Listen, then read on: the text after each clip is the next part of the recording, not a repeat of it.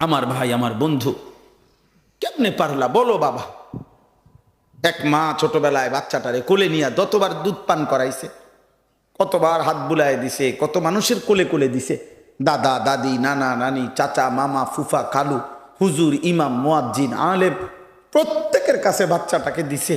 আমার বাচ্চাটারে গদুর দোয়া করে দেন, হাত মুছা দেন, আল্লাহ যাতে তারে মানুষ করে, মানুষ করে, আল্লাহ জানে মানুষ। মা এত আদর করছে তোমার লাগা, আজ বুঝি তুমি মায়ের বদলা দিলা? সারাদিন রাত নারী ছবি দেখো, এ বুঝি তোমার মার বদলা দিলা? বাবা আজকে 16 বছর বিদেশ করে, 18 বছর বিদেশ করে, একটা একটা টাকা ঘাম মিশাইয়া, প্রবাসীর প্রতিটা টাকার মধ্যে ঘাম আছে।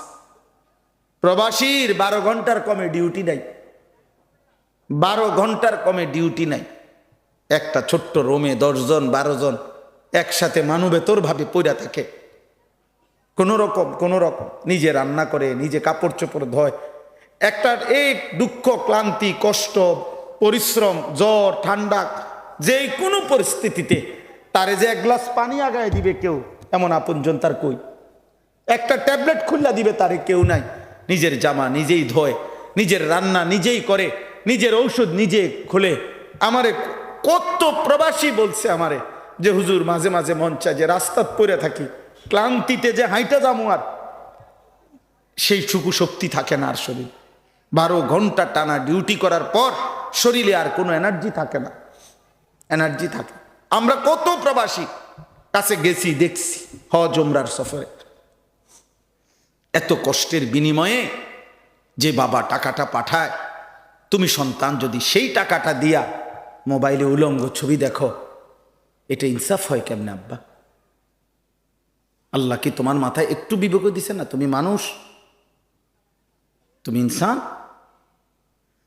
মুসলমান তো বাদ দাও, কমপক্ষে মানুষ যদি হয় এত বিবেকহীন। আমার বাবার এই টাকাটার পিছনে কতটা কষ্ট। হ্যাঁ, আমি একদিন দেখছি একজন লোক এক ট্রাক সিমেন্টের বস্তা নামাইছে গোডাউনে কান্ধে করে করে। 50 ব্যাগ যদি সিমেন্টের বস্তা নামায়, 50 বার তার শরীরটা ঘামে ভিজা একের চুষা গেছে।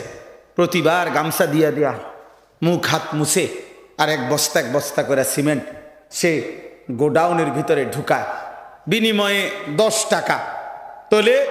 এক বস্তা সিমেন্ট রাখলে 10 টাকা, 50 বস্তা সিমেন্ট রাখতে গিয়ে আব্বা এই কোমরটা কতবার বাঁকা হয়েছে বলো না ভাই? চাইলে এই কোমরটা বাঁকা করে করে লোকটা 10টা টাকা মিলাইছে, আর 50 বস্তা পরে হয়তো 500 টাকা দিছে।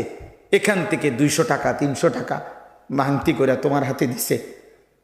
তুমি সন্তান, সেই পবিত্র টাকা দিয়া তুমি উলঙ্গ ছবি দেখো না?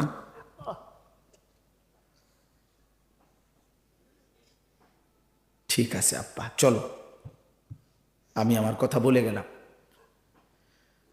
যদি তোমার বিবেক এটা বলে যে এটাই উচিত, তো ঠিক আছে, দেখো, নারী দেখো, ছবি দেখো, নর্তকী দেখো, অসৎ বন্ধুদের সাথেই আড্ডা দাও, মোবাইলের নর্তকীর সাথেই আড্ডা দাও।